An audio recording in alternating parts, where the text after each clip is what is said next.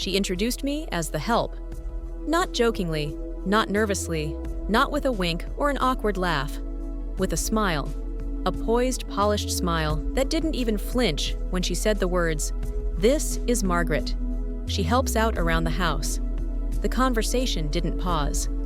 The group of guests, well-dressed, holding wine glasses, buzzing from champagne and charm, just nodded politely and continued on, as if what she said made perfect sense. As if that was my title. Not, "This is my fiancé's mother." Not, "This is David's mom. She raised him all by herself." No. Just the help. I stood there in the soft navy dress I had chosen so carefully, the dress Amanda approved in advance with a quick nod and the words, "simple and safe." Perfect. I'd spent 2 hours curling my hair that morning. I'd arrived early to help arrange the centerpieces and light the candles no one else had noticed were crooked. I had carried my handwritten toast in my purse, just in case they asked me to say something. They didn't. I had spent the last 3 months helping behind the scenes, running errands, ironing ribbon sewing Amanda's hemline when it frayed the night before the rehearsal dinner. And still at her wedding, I was the help. I didn't react, not then. I smiled, nodded lightly, and stepped away from the circle. My hands trembled just a little, so I tucked them behind my back. I walked slowly toward the edge of the garden, where fairy lights dangled above the cocktail tables like floating stars. I could hear laughter and clinking glasses behind me. I could hear Amanda's bright voice as she moved on to the next group of guests, telling them how her cousin flew in from Seattle, how the photographer was an artist, really. But I couldn't unhear what she had called me. It wasn't just the insult, it was the intention behind it. It was the deliberate choice to diminish me in a moment that should have honored everything I gave to the man she was marrying. A man I raised alone. A man I fed, clothed, encouraged, and loved through scraped knees, rejection letters, first heartbreaks, and hard-won victories. She could have said nothing. She could have let me stand silently and smiled, but she chose to label me as lesser, as background, as useful, but not family. I didn't cry. I didn't scream. I didn't make a scene or demand attention. Instead, I walked. I walked past the tent where servers bustled in and out with trays of hors d'oeuvres. I walked past the photo booth I helped build. I walked through the parking lot and unlocked my car with a steady hand. As I drove away, the sun was setting and the sky was painted with soft amber and gray. I rolled down the window and let the wind hit my face like a wake-up call. No one called after me. No one noticed. And for the first time in a long time, I didn't feel angry. I felt done. There's a quiet power in knowing you don't have to stay somewhere you're not respected. You don't need to prove your worth to people who benefit from ignoring it. You don't have to fight to be seen. Sometimes you just have to leave.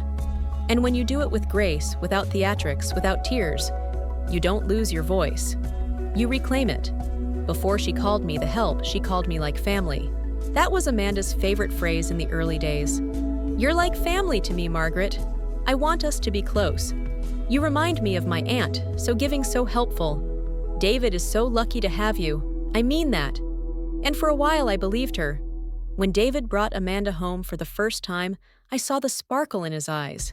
He was smitten, completely taken. She was confident, stylish, well-spoken. The kind of woman who made everyone in the room feel slightly underdressed, but never said it out loud. She brought flowers on that first visit. She complimented my meatloaf. She offered to help with the dishes. I remember thinking, maybe this is the one. I wanted to love her. I tried to. I baked her favorite pie when she was sick. I let her borrow my scarves for interviews. When her car wouldn't start in the middle of a rainstorm, it was me, not her parents, who showed up with an umbrella and jumper cables. And she was always grateful, always smiling, always thanking me, but never inviting me. She never invited me into the conversations that mattered. Never asked for my opinion on wedding plans even when I offered. Never referred to me as David's mom when her family was around. Just Margaret. Her own mother, meanwhile, was always mom. Always by her side. Always consulted. At first, I didn't think much of it. I told myself I was being sensitive, that I didn't need recognition, that being useful was enough.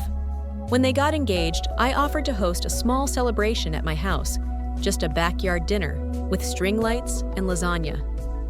Amanda smiled sweetly and said, "Oh, that's such a kind thought, but we're going for a different aesthetic." I nodded. I smiled, and I kept offering. I helped stuff invitations. I organized RSVP lists. I handmade ribbon napkin holders. I went with her to one of her dress fittings when her mother was too busy. And through it all, I kept hearing her say, "You're like family." But over time, that phrase started to sting. Because like family isn't the same as family. Like family doesn't get a seat at the decision table. Like family doesn't appear in the official portraits. Like family means you're good enough to help, but not enough to honor. She used those words to keep me close, but never equal. The final sign came 2 weeks before the wedding. Amanda texted me a list titled, "Ways You Can Help on the Big Day." At first, I thought it was a mistake. A bridesmaid list, maybe. But it wasn't. It was for me. Tasks like refill water pitchers, check the bathrooms before guests arrive, and stay near the kitchen in case the coordinator needs backup. I stared at that message for a long time. Not angry, just tired. I didn't respond. I didn't say no. I just did what I always did. I showed up anyway. Until the moment she introduced me as the help and made it official. The wedding morning began. Like every other day, I'd shown up for them early, quiet, and with full hands. I arrived at the venue 3 hours before the ceremony, as requested. Not as a guest, but as a helper. Amanda had sent me a checklist a few days earlier, confirmed the table numbers were aligned trim, the frayed ends of the welcome sign ribbons, and please make sure the guest book pens are working. So I did. I ironed table runners, straightened chairs, lit candles. I wasn't on the staff list, but I acted like I was because I thought it was helping. I thought it was serving the family I'd be a part of. Or so I hoped. No one thanked me. Amanda breezed past twice, giving nods, but no words. Her mother, in her designer dress and perfect hair, gave me a quick glance and said, "Oh good, you're here as if I were a scheduled delivery." Still I stayed. Still I smiled. I wore the dress Amanda approved, a simple navy blue number with capped sleeves.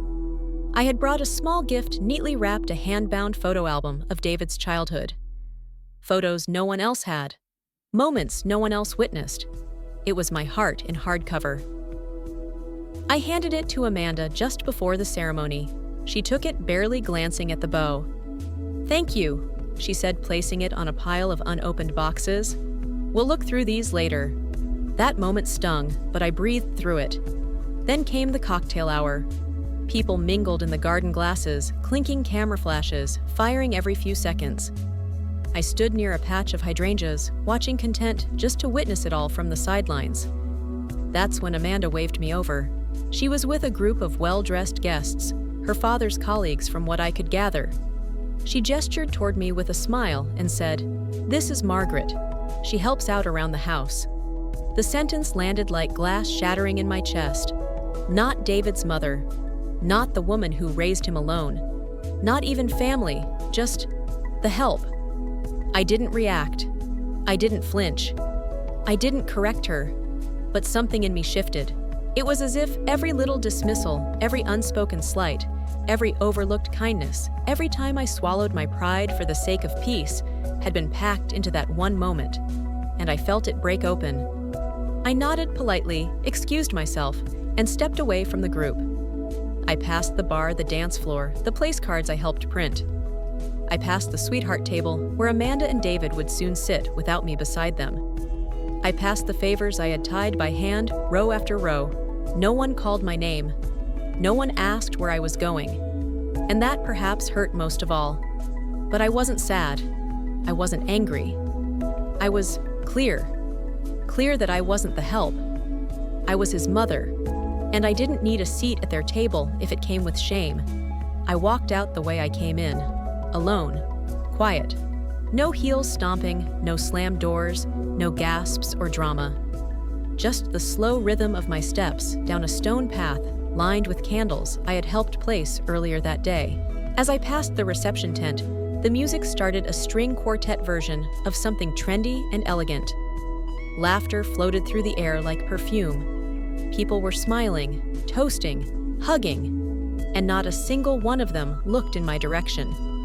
No one saw me leave, and I didn't need them to. Out in the parking lot, I took my time unlocking the car door. The light from the garden faded behind me. The sky had turned the color of deep slate. A gentle breeze moved through the trees. I looked down at my hands, still trembling slightly from what had just happened. I took one deep breath, then another. And then, I let it go. Not the memory, not the injustice, but the part of me that had clung so tightly to the hope that I would be enough for her to see me as more than someone who helps. For Amanda, I was always convenient, always agreeable. The woman who never said no. The woman who baked and hemmed and fixed and drove and made everything easier. I was never the help, but I was helpful, and maybe she thought that made me hers to use. But not anymore. That night, I didn't go straight home. I drove to a small diner I used to take David to when he was little. It was nearly empty, just a young couple in a booth and an older man reading a newspaper at the counter. I sat by the window, ordered a slice of lemon pie, black coffee, no cream, and I thought about all the things I never said, all the times I kept quiet to keep the peace, all the moments I bit my tongue to protect David's happiness, to avoid tension, to not be that mother. And I realized I'd built a pattern of invisibility, not just with Amanda, with myself. By the time I got home, it was nearly midnight. I kicked off my shoes, peeled off the navy dress, and hung it in the closet. Not in a place of honor, just quietly beside all the other clothes I wore when I wanted to disappear into the background. The next morning, I opened the box where I had stored David's childhood things, his kindergarten drawings, a lock of his baby hair, the clay heart he made in second grade with Mom scratched into the center. I sat with it for a while. Then I wrote him a letter, not out of anger, not to guilt him, just the truth. You are my son. You will always have my love. But love without respect is just performance. And I can't perform anymore. Not for her, not for anyone. If I am not seen as your mother, I will not pretend to be anything less just to keep the peace. I never sent the letter. I didn't need to. Sometimes the act of writing is enough to close a door gently. A few days later, David called. His voice was tense, confused. Mom, why did you leave the wedding without saying anything? I paused. Then I said softly but clearly, because she introduced me as the help, David, and I believed her.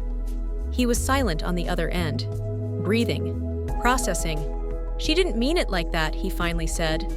But she said it like that, I replied. And you didn't correct her. I didn't know what to say. That's okay, I told him, but I did. I said it by walking away. And then I hung up. Not out of spite, out of peace. It's been 6 months since the wedding. David still calls. Not as often, but he does. His voice carries a carefulness now, like he's speaking into a room where something sacred broke, and he's afraid of stepping on the shards. Amanda hasn't reached out. Not once. Not to apologize. Not to clarify. Not even to pretend. And honestly, I'm fine with that. I never asked her to love me. I only expected to be acknowledged as David's mother, as a woman, as someone who gave without keeping score. But she couldn't offer even that. And I've stopped waiting. I never went back to that house. I wasn't at the baby shower Amanda's mother hosted. I didn't send a gift card or a crafted bouquet. And for the first time in my life, my absence didn't feel like punishment. It felt like peace. Because here's the truth, I wish someone had told me sooner. You don't owe anyone your presence just because you're family. You don't have to keep showing up in rooms where your name is whispered with discomfort, your presence tolerated instead of welcomed. And silence isn't weakness. Sometimes silence is a declaration. Since that day, I've poured myself into things that make me feel whole. I volunteer at the local senior center every Friday. I help set up their lunch tables and organize craft afternoons with women who know what it's like to be overlooked, but refuse to live unseen. They call me Miss Margaret, with warmth, with joy, with respect. Every time I hear it, I feel restored. I still cook Sunday dinner, but now for neighbors who laugh loudly and eat everything on their plates. I plant flowers in the yard just for me. And I printed the photo Amanda posted from her wedding, the one where I was standing in the background, blurred and nearly out of frame. I placed it in a silver frame on my bookshelf. With a small label underneath, I walked away, and I did not disappear. Call to action. Have you ever been quietly dismissed or disrespected, just enough to make you feel small, but not enough to cause a scene? Have you ever stayed silent to avoid conflict, only to walk away carrying all the weight? What would you have done if you were me? Would you have stayed, smiled, and swallowed it? Or walked out with your head high and your voice intact? Share your story in the comments. Your experience could be the one that gives another woman the courage to set her own boundary and find her own peace. Because sometimes the strongest thing you'll ever say is nothing at all.